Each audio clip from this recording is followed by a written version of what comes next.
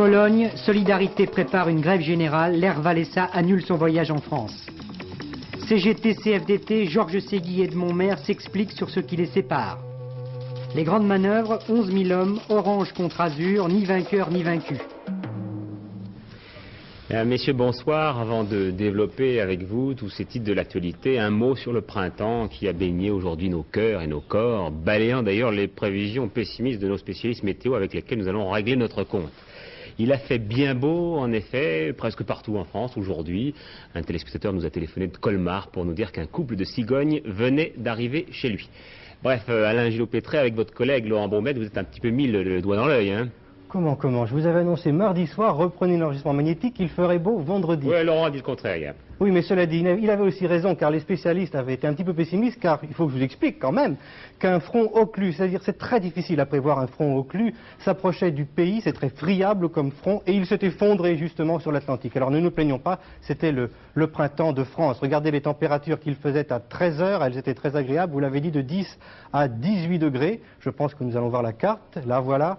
12 à Lille, 14 à Ajaccio, 14 à Montpellier et 18 à Biarritz, Bayonne.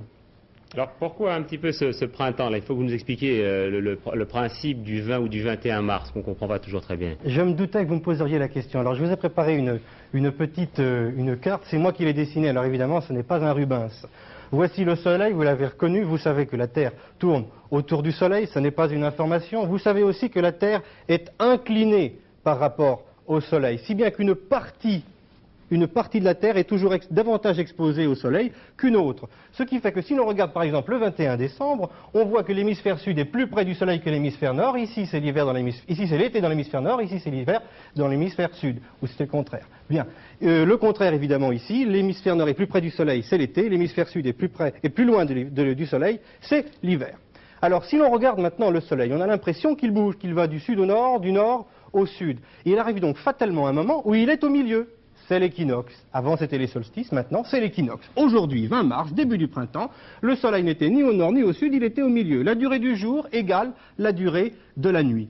Et pareil à l'automne, la durée du jour est égale à la durée de la nuit, le 23 septembre à l'équinoxe d'automne. Ce qui fait qu'à partir de maintenant, nous aurons 92 jours de printemps avec des jours qui vont augmenter, puis 93 jours d'été avec des jours qui vont diminuer, puis 89 jours d'automne, les jours vont encore diminuer, et 89 jours d'hiver, et les jours vont augmenter. Voilà pourquoi il fait si doux aujourd'hui, et voilà pourquoi cette mécanique céleste extraordinaire continue depuis la nuit des temps. En attendant, prosaïquement, la prévision pour demain. Demain, le temps sera variable sur l'ensemble du pays, d'où il y aura de belles éclaircies, mais par l'ouest arrivera une zone de pluie sur la Bretagne. Pour dimanche, maintenant, cette zone de pluie balayera notre pays du nord au sud, il y aura donc de la pluie, mais précédée d'éclaircies et d'un temps doux, suivi d'éclaircies et de temps doux, avec encore quelques averses éparses, vent assez fort de sud-ouest près des côtes de la Manche. Les températures prévues pour demain, d'abord au nord et à l'est de la France, Cambrai, Douarnenez, Saint-Germain-en-Laye, Nancy et Strasbourg. Encore un tout petit peu frais le matin, notamment dans l'est, mais l'après-midi, vous le voyez, de la douceur. Au centre, Auxonne, Bourges, Limoges, Volvic et Lyon.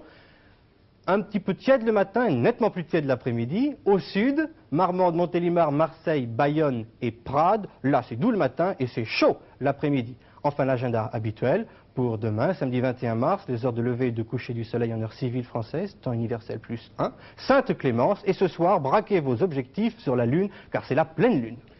Merci. À nouveau la crispation ce soir en Pologne. Lech Walesa a pour cela d'ailleurs dû différer sa visite en France prévue pour dimanche. Il a en effet déclaré avec son syndicat Solidarité l'état de préparation à la grève générale. Déjà d'ailleurs de nombreuses grèves affectent les entreprises polonaises un peu partout. Pourquoi ce brusque rebondissement? Bien parce que hier soir, à 300 km au nord-ouest de Varsovie, de violences policières ont eu pour résultat une vingtaine de blessés chez les syndicalistes. Serge Misret. Après l'irruption de la police hier à Bydgoszcz au cours d'une réunion du conseil régional entre les représentants du gouvernement et de Solidarité, l'effervescence est grande chez les syndicalistes car les policiers n'y sont pas, comme l'on dit, allés de main morte. Une vingtaine de personnes ont été sévèrement battues et parmi elles, un membre de la Commission nationale de Solidarité. Aussitôt après cet incident, que rien ne laissait prévoir, la machine syndicale s'est mise en route pour le dénoncer, les plus jeunes n'étant pas les moins motivés. Avec des moyens de fortune, ils ont diffusé les photos des syndicalistes blessés, L'un d'eux souffre d'un traumatisme crânien, puis appeler une conférence de presse pour expliquer comment et avec quelle violence les policiers ont chargé. Solidarité a demandé à ses militants de se préparer à la grève générale dans tout le pays et suspendu le dialogue avec le gouvernement. La question que certains se posent ce soir est de savoir si cette violence policière est une bavure ou bien une provocation préludant à une action d'envergure contre Solidarité.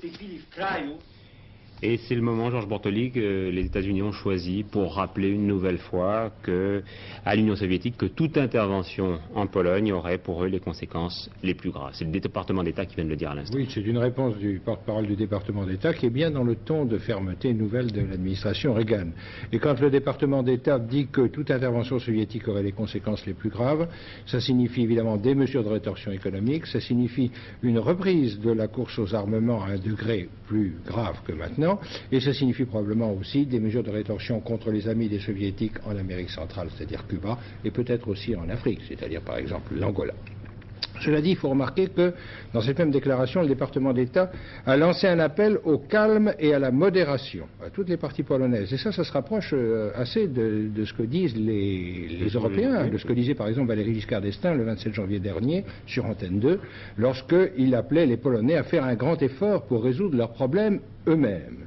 Et je crois que résoudre leurs problèmes eux-mêmes, c'est effectivement le désir viscéral des Polonais qui cherchent avant tout à trouver une solution entre Polonais, à éviter que le désordre ne s'installe entre eux pour éviter justement que l'étranger ne vienne mettre le bout de son nez dans leurs affaires. Et c'est parce qu'ils ont cette motivation, parce qu'ils ont ce désir de résoudre tout cela entre eux que l'esprit de compromis a toujours prévalu de part et d'autre jusqu'à présent sur l'explosion de haine, de ressentiment qui serait pourtant facile et qui paraissait à certains moments inévitable. Bon, alors, encore une fois, les pompiers politiques, c'est-à-dire M. Walesa pour les syndicats, M. Rakowski pour le gouvernement, vont essayer d'éteindre l'incendie, mais il faut avouer que cette fois-ci, le feu paraît plus violent. Oui, conséquence annexe, je le répète, Lech Walesa ne viendra pas à Paris dimanche, il diffère sa visite, tout le monde s'apprêtait à le fêter à Paris, dans pratiquement tous les syndicats, y compris la CGT, qui par la voix de son secrétaire général Georges Segui, invité d'Antenne de Midi, a pris clairement position aux côtés de Solidarité et contre ceux qui souhaitent l'immobilisme en Pologne. Il y a sans doute du côté d'un certain nombre de gens qui conservent des responsabilités dans ce pays, des personnes qui se refusent à l'évolution, qui sont ce que j'appellerais des conservateurs, des réfractaires à la rénovation, à la novation, et qui peuvent prendre des initiatives intempestives de nature à compromettre l'effort entrepris par les autorités et la solidarité pour l'apaisement et une nouvelle ère de la Pologne.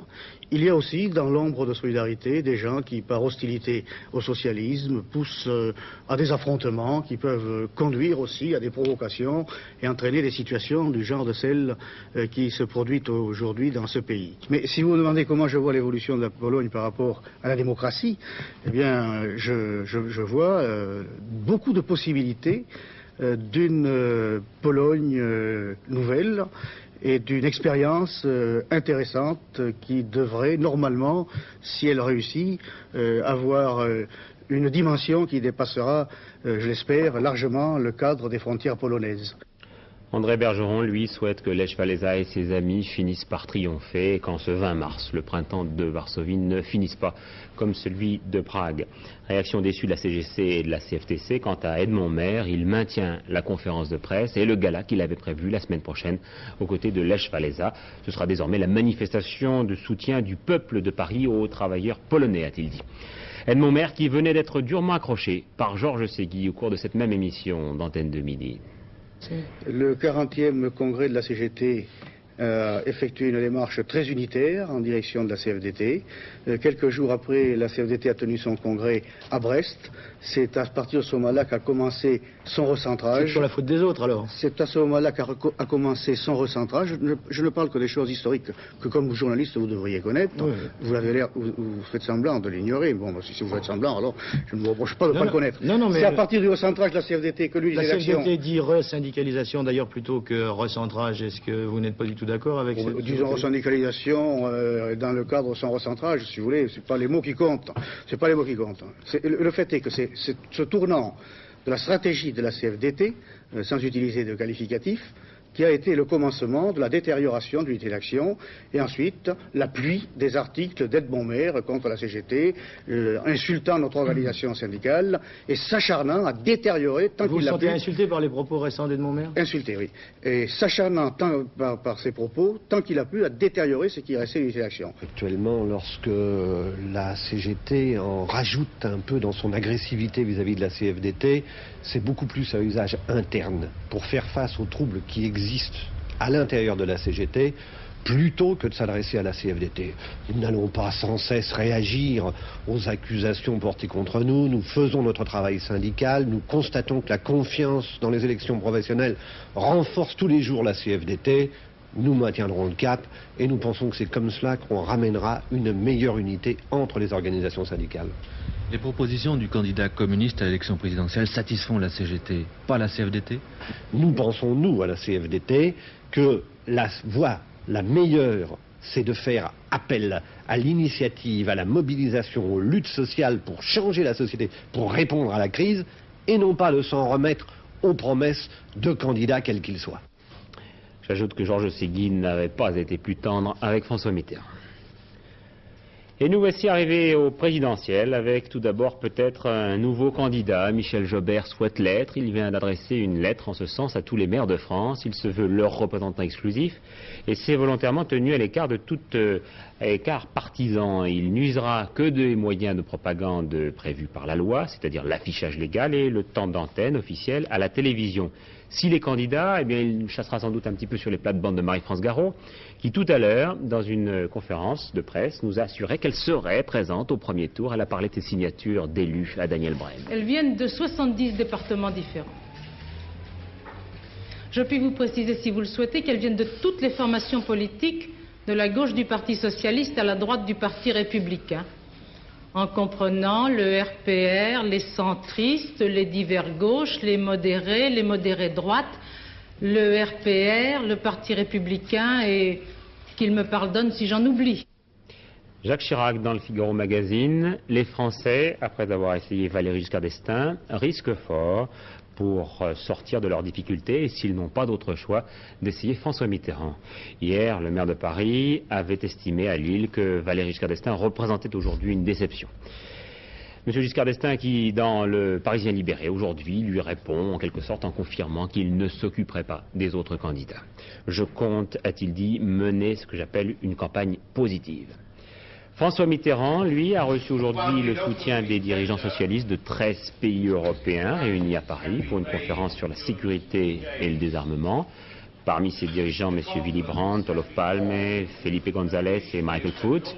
Et lors de la conférence de presse qui a suivi ce colloque, François Mitterrand a indiqué que s'il était élu, il proposerait des négociations à l'Union soviétique afin de réduire les forces militaires en Europe.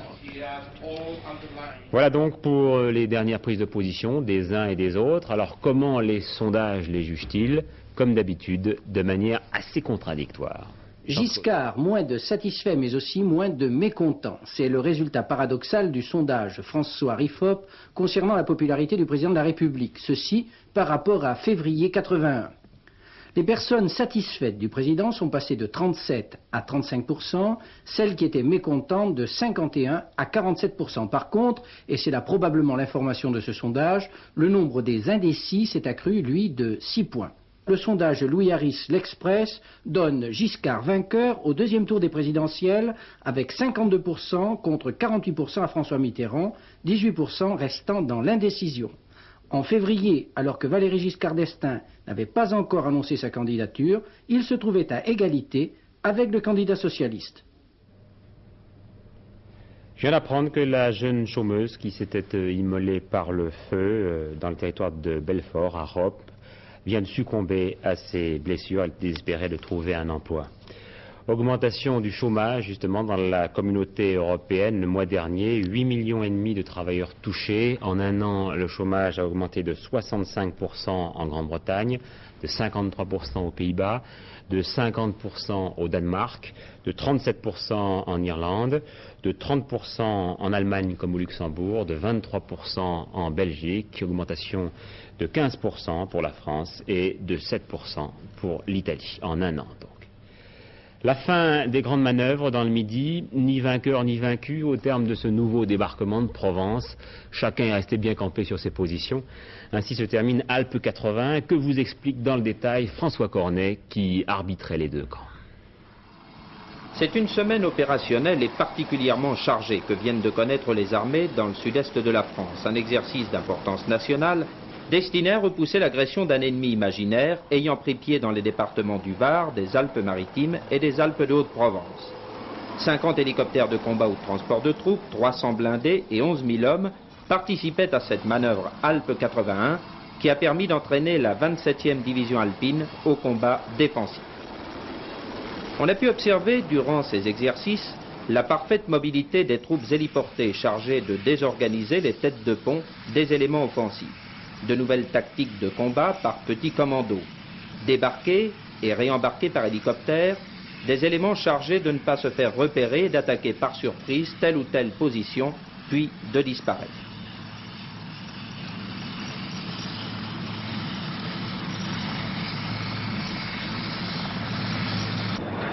L'armée de l'air, durant ces manœuvres, a déclenché près de 200 missions de reconnaissance et d'appui au profit de l'armée de terre.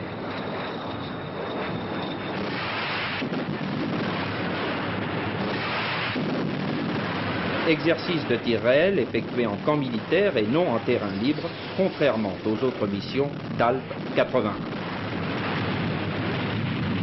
Il nous faut ces espaces pour pouvoir développer l'ensemble des formations, pour faire travailler les régiments l'un avec l'autre, en coopération l'un avec l'autre, avec l'artillerie, avec l'aviation légère de l'armée de terre et avec l'armée de l'air qui nous appuie.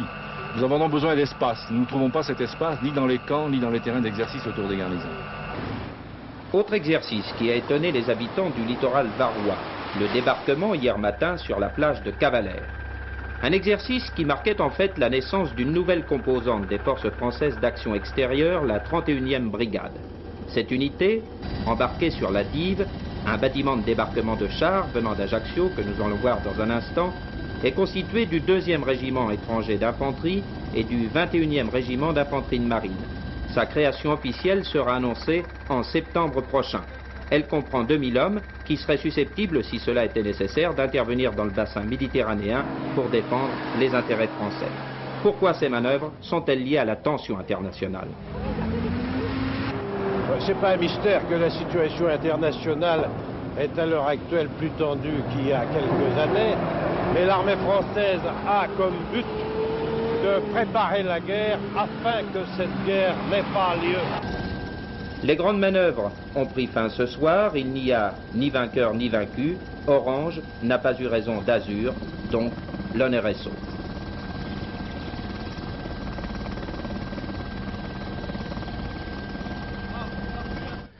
À l'étranger, une petite polémique en Israël. La télévision israélienne avait annoncé une rencontre du chef de l'opposition, Shimon Peres, avec le roi du Maroc. M. Peres s'est refusé à tout commentaire et les Marocains ont démenti. En République centrafricaine, c'est David Dacko qui a été élu président au premier tour, mais dans des conditions où le 50,2% des suffrages, après 4 jours de dépouillement. Il y a eu des manifestations dans le pays, l'état de siège a été décrété sur toute l'étendue du territoire par le président Dacko qui a dissous également son gouvernement. On parle d'une 60aine de blessés à Bangui à la suite d'une manifestation de jeunes. Une collision ferroviaire en gare de Lyon-Perrache en fin de matinée. C'est une erreur de manœuvre qui est à l'origine de cet incident qui a légèrement blessé une vingtaine de personnes. Le drame de Bremelbach, c'est finalement donc 6 enfants qui sont morts dans l'explosion de cet obus de mortier hier. Tout le village est en deuil, il n'est pas une famille qui n'ait été touchée. Très nombreux ont été les familles à suivre nos conseils de prudence et à appeler aujourd'hui, un peu partout dans le pays, surtout en Alsace, les services de déminage. Un appel d'Amnesty International au président de la République afin qu'il use de son droit de grâce en faveur de Philippe Maurice, dont le pourvoi en cassation a, vous le savez, été rejeté hier. La mère du condamné à mort a, elle aussi, lancé un appel à la clémence. On aurait pu croire qu'une 8e peine capitale serait prononcée aux assises de Nevers contre un homme accusé du meurtre d'un gendarme, mais l'avocat général a explicitement refusé de requérir la peine de mort. Claude Sirion. Il était plus de midi au fond de la salle d'assises exiguë du tribunal de Nevers. Le public s'entassait depuis le matin. Cela faisait 2 bonnes heures que nous écoutions le réquisitoire minutieux, précis, pointilleux à l'extrême sur les faits, c'est-à-dire une douzaine de vols à main armée et surtout le meurtre d'un gendarme. Jean-Luc Della Agustina, le meurtrier, écoutait. Impassible à s'écouter, Frédéric Landrieux, le meneur, baissait la tête. En face d'eux, sereinement, d'une voix ténue, l'avocat général Didier Joly, debout, s'est arrêté un instant. Puis, sur ces débats pèse depuis le début de la semaine l'idée de la peine de mort. Mais contre le meurtrier du gendarme, je ne la demanderai pas. Et M. Joly ajoute avec clarté, entre l'indulgence de jadis et la rigueur implacable, et parfois aveugle, de ces derniers mois, il m'importe de suivre une voie médiane. Plus tard, l'avocat général, évoquant la voie obstinée de la conscience, dira encore qu'il faut savoir condamner, mais sans céder à l'opinion, il y va de la dignité de la justice. Et toujours avec une même tranquillité apparente, M. Didier Joly conclut son réquisitoire ainsi, le verdict que je souhaite, je le veux de votre raison. La grève de la RATP, pas de problème dans le métro aujourd'hui, 2 autobus sur 3, dit la direction. La vraie fin de l'IP, les ouvriers qui ont fait il y a 3 ans une coopérative de production ont commencé aujourd'hui à déménager l'usine de Palande qu'ils occupaient depuis 59 mois. Et puis la hausse des tarifs voyageurs à la SNCF, 7% en moyenne, le détail avec Laurent Matardier. Ainsi, le kilomètre passe de 25 centimes 55 à 27 centimes 34 en seconde classe et de 38 centimes 33 à 41 centimes 01 en première classe. À titre d'exemple, le trajet simple Paris-Lille passe de 69 francs à 74 en seconde et de 103 francs à 110 francs en première. Pour aller de Paris à Bordeaux, il en coûtera désormais 164 francs au lieu de 153 en seconde classe et 246 francs au lieu de 230 en première. D'autre part, les tarifs abonnement, libre circulation et demi-tarif sont majorés de 12%. Le droit de réservation des places passe de 6 à 7 francs et le supplément en couchette de 48 à 52 francs. Toutes ces augmentations à partir du 30 mars. Un accord en forme de rapprochement entre 2 constructeurs européens. Volkswagen fournira à British Leyland des boîtes de vitesse. Les grandes manœuvres ne font que commencer dans l'automobile. Et puis, alors qu'on vient d'apprendre l'échec des négociations sur la pêche à Bruxelles, cette triste histoire de sardines à Saint-Guénolé, en Bretagne, on rejette des sardines trop grosses pour la conserve. Certaines d'entre elles font parfois plus de 100 grammes, alors que la moitié est déjà bien suffisante pour ces boîtes de conserve. Alors, on les rejette donc à la mer, ou bien on détruit le poisson, ou bien on le dirige encore vers l'alimentation animale à 16 centimes le kilo seulement. Toujours en Bretagne, la guerre des buvettes. Aucune rencontre de football n'aura lieu dimanche dans les Côtes du Nord. Le procureur de la République de Guingamp veut faire respecter strictement une ordonnance de 59 qui interdit la vente d'alcool autour des stades. Les présidents de clubs y sont tous opposés. C'est l'essentiel de nos recettes, disent-ils. Alors voilà qui m'amène à vous parler du tirage au sort des Coupes d'Europe de football. Sochaux rencontrera le club néerlandais d'Alkmaar, AZ67, et Ipswich rencontrera Cologne, match aller le 8 avril et retour le 22 avril. Le match qui passionne la France pour le moment, eh bien, c'est la dernière rencontre des rugbymen tricolores, demain contre les Anglais. Pierre Salviac nous dit tout sur Angleterre-France. Pour les supporters de l'équipe de France de rugby, voici venue l'heure de faire les comptes et le bilan est plutôt flatteur. 3 victoires contre l'Écosse à Paris, contre l'Irlande à Dublin et contre le Pays de Galles au Parc des Princes ont installé le 15 de France à la première place du tournoi. En cas de succès ce samedi contre l'Angleterre, il réussira le 3e grand chelem de son histoire. Sous la conduite de Jean-Pierre Rives, son capitaine, cette équipe de France qui gagne ne fait pourtant pas l'unanimité. Les joueurs qui la composent divisent la France du rugby, ils sont invaincus mais critiqués. Ce France-Angleterre sera le dernier match international de Roland Bertrand, le plus sélectionné des joueurs français. Sa carrière internationale a commencé contre l'Angleterre il y a 10 ans. Après 67 sélections, record battu, elle prend fin ce samedi contre l'Angleterre. La boucle est bouclée, Roland Bertrand, numéro 13, rejoint le camp des retraités du 15 de France. J'ai joué le premier match contre l'Angleterre et je suis le premier Français qui a traversé les lignes anglaises. C'est-à-dire que j'ai marqué le premier essai contre l'Angleterre. Et je vous dis, dans cette équipe-là, il y avait trois étrangers, dont Alan Muir qui a marqué aussi un essai, un Américain. Et il y avait Ashton et Lewis qui étaient des Anglais. Quoi, des Anglais dans l'équipe de France? Oui, il y avait des Anglais dans l'équipe de France. Pourquoi? Parce qu'il n'y avait pas de joueurs assez qualifiés pour jouer contre l'Angleterre. Et l'arbitre était Louis Dedet, qui était professeur de philosophie à Albert le Grand, et il était myope. Il ne voyait pas très bien. C'est peut-être pour ça d'ailleurs qu'il m'a accordé mon essai. Les temps ont bien changé. Aujourd'hui, la France n'a pas de peine à trouver 15 joueurs de rugby, grands, forts et courageux, pour défendre ses couleurs dans le tournoi des 5 nations. La difficulté de nos jours, c'est plutôt de trouver des places pour vibrer aux accents de la Marseillaise, sur un champ de bataille anglais de préférence, et encourager les petits de Roger Coudert. Depuis longtemps, le stade de Twickenham est à guichet fermé. Une place assise pour ce France-Angleterre atteint 1000 francs au marché noir et 20 000 faux billets ont été mis en circulation. Principale victime de cette escroquerie, les agences de voyage qui avaient misé gros sur cette nouvelle tribune de Twickenham inaugurée il y a un mois. Eh bien, depuis la mi-février, dans le Times notamment à Londres, nous avons entendu parler de faux billets qui étaient en circulation en Grande-Bretagne. Et pour en avoir le cœur net, par honnêteté vis-à-vis de nos clients, il nous fallait savoir exactement ce qu'il en était. Nous avons donc demandé un rendez-vous à la Fédération britannique de façon à faire authentifier nos billets. Et là, l'expertise a montré que ces billets étaient faux. Ils ont été saisis par Scotland Yard et nous avons été dans l'obligation d'annuler nos voyages, ne pouvons pas fournir donc ces billets. Pour le Grand Chelem, réussi la saison passée, Bill Beaumont, le capitaine de cette équipe anglaise, a été reçu dernièrement à Buckingham Palace. À la reine d'Angleterre qu'il complimentait, il a révélé que ses ancêtres étaient des huguenots français, chassés de leur pays au XVIIIe siècle.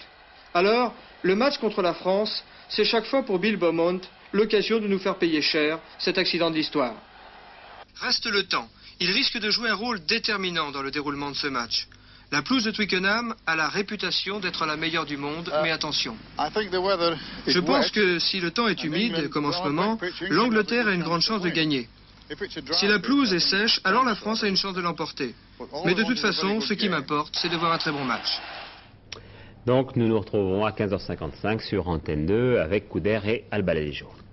Il faut que je vous dise que la vieille dame aux 250 cadavres de chats dont je vous parlais hier était en fait une amie des bêtes. Elle les recueillait toutes et les rangeait à leur mort dans des boîtes à chaussures. Elle avait de nombreux ouvrages sur la vivisection mais n'en a jamais tué un seul. Notre page culturelle ce soir sera consacrée à Britannicus, qui n'est pas du tout indifférent de revoir en ce moment ces périodes de préélection. Un Britannicus monté au théâtre de l'Odéon par Gildas Bourdet et sa troupe de la Salamandre. Reportage Yoba Grégoire. En s'attaquant à cette tragédie où les passions se déchaînent au-delà de la politique, où Néron ira jusqu'au crime pour asseoir son pouvoir et gouverner seul, Gildas Bourdet a pris le parti d'une réflexion à deux niveaux. D'un côté, marquer l'époque par le décor et les costumes du XVIIe siècle, encadrés à la manière d'un écran de cinéma, de l'autre, exagérer les passions par le jeu des acteurs. Malgré cela, le Britannicus de Bourdet reste classique. Il respecte le lieu, le temps et l'action. Évidemment, la règle des trois unités est très importante et je crois qu'un des charmes du spectacle, j'espère qu'il en a, c'est qu'il se passe dans une seule et même journée et que cette impression d'une seule et même journée est rendue par des éclairages hyper réalistes de type cinématographique. Je connais mal Julie. De tels sentiments ne mériteront pas ces applaudissements. Du moins, si je le sais, le secret de lui plaire, je sais l'art de punir un rival téméraire. Pour moi, quelque péril qui me puisse accabler. Sa seule inimitié peut me faire trembler. Souhaitez-la, c'est tout ce que je vous puis dire. Le bonheur de lui plaire est le seul où j'aspire. Elle vous l'a promis. Vous lui plairez toujours. Je ne sais pas de ce discours. Je la laisse expliquer sur tout ce qui me touche. Et ne me cache point pour lui fermer la bouche. Je vous entends. Eh bien, parlez. C'est vrai de vous. C'est votre frère. Le décor n'est pas romain, le décor ni les costumes ne sont romains. D'abord parce qu'au XVIIe siècle, ça se jouait en costume du XVIIe siècle, ça c'est une chose qu'il faut savoir. Et ensuite parce que pour nous, cette histoire de Romain n'est qu'un masque que prend Racine pour raconter une histoire qu'il connaît infiniment mieux, qui est l'histoire à laquelle il assiste, qu'il a sous les yeux, qui est l'histoire de la prise du pouvoir par Louis XIV. Et il me semble que ce dont il parle, c'est de la cour de Louis XIV et d'un certain nombre d'événements auxquels il a assisté lui-même. De nos crimes communs, je veux qu'on soit instruit. On saura les chemins par où je les conduis. pour rendre sa puissance et la vôtre odieuse, laborer les rumeurs les plus injurieuses. Je confesserai tout. Exil, assassinat, poison même. Madame, ils ne vous croiront pas. Ils sauront récuser l'injuste stratagème d'un témoin hérité qui s'accuse de lui-même. Britannicus donc à l'Odéon. 2 nouveaux magazines, un mensuel pour le futur bientôt et un mensuel pour le tout-terrain 4x4. Un rappel de ce que nous disait tout à l'heure Alain Gillot-Pétret en début de ce journal. Demain, un temps variable avec des éclaircies et des passages nuageux. Arrivée d'une zone de pluie par l'ouest, les températures seront douces. Le dernier journal vous sera présenté ce soir par Gérard Rolls, aux environs de 22h55. Et demain, l'invité d'Antenne de Midi sera Yves Montand. Bonsoir à tous, à lundi.